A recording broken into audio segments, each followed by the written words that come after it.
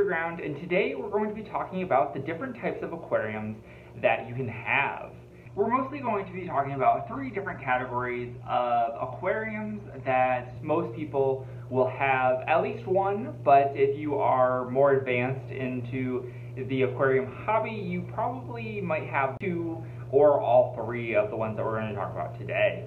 The 3 different types of aquariums we're going to be talking about today are the fish-only aquarium, the Fowler Aquarium, or fish-only with live rock, and the Reef Aquarium. So the most basic type of aquarium that you can have is a fish-only aquarium, and this is a good place for beginners. It doesn't cost a ton of money to get started. The upkeep isn't as intensive as some of the other aquariums that we're going to also be talking about. So the fish-only aquariums are meant to house and showcase fish only. I mean, it's pretty simple and right there in the name. Typically, the fish are the focal point in these types of aquariums, so you don't really have a ton of decorations or anything like that that will detract from the main focus of this tank. A lot of fish-only aquarium owners will add some coral skeletons or even some coral replicas into the tank. It is also important to remember that you need to make sure that you maintain the water parameters and filtration with this type of aquarium. It allows beginners to be able to get their feet wet when it comes to learning about the equipment and the water parameters, fish, and how to actually care for a marine tank. So the next type of aquarium we're going to be talking about today is the Fowler Aquarium. So FOWLR is an acronym and it stands for Fish Only with Live Rock. This is basically a stepping stone between the fish-only aquariums and the reef aquarium. And so fish are still a major focal point in this type of aquarium, but they also include live rock. So live rock is a fragmented piece of rock that is teeming with life from the ocean. So you can have sponges and inverts and all kinds of really beneficial bacteria. Really help your tank get up and running, and it's really great for the fish and helping you maintain your tank a lot better.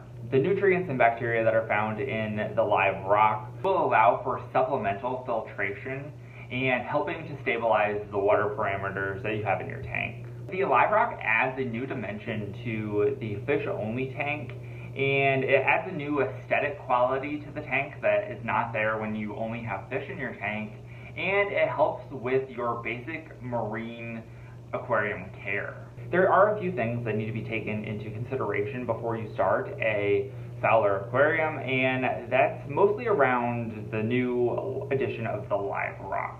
So you're going to want to make sure that you are properly curing and acclimating the live rock as not to get rid of any of the beneficial bacteria that could be found in the live rock.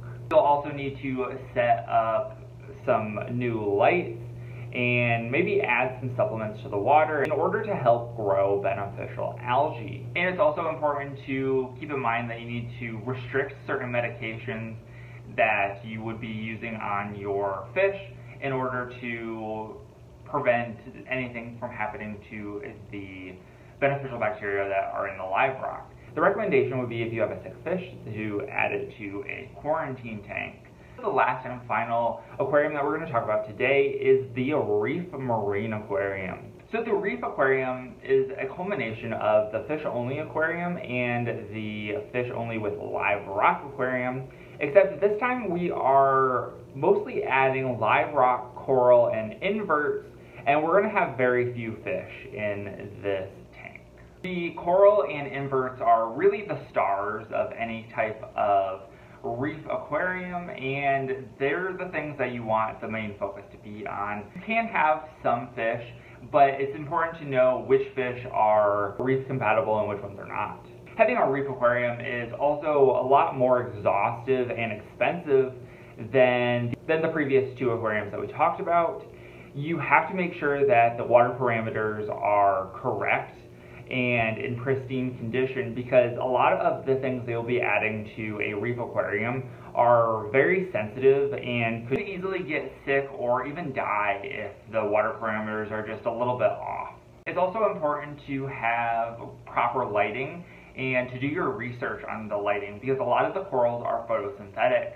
So that means that they need to have the proper light in order to grow. You also want to make sure that you check on the water movement based off of the things that you're putting inside of your reef tank, and also supplementation, and generally other requirements that are needed for this type of tank. It's definitely great to do research on whatever you're wanting to add into your tank, and make sure that you know everything and that you're doing the best job and giving it the best chance of survival. So that is it for this video. I hope you guys enjoyed.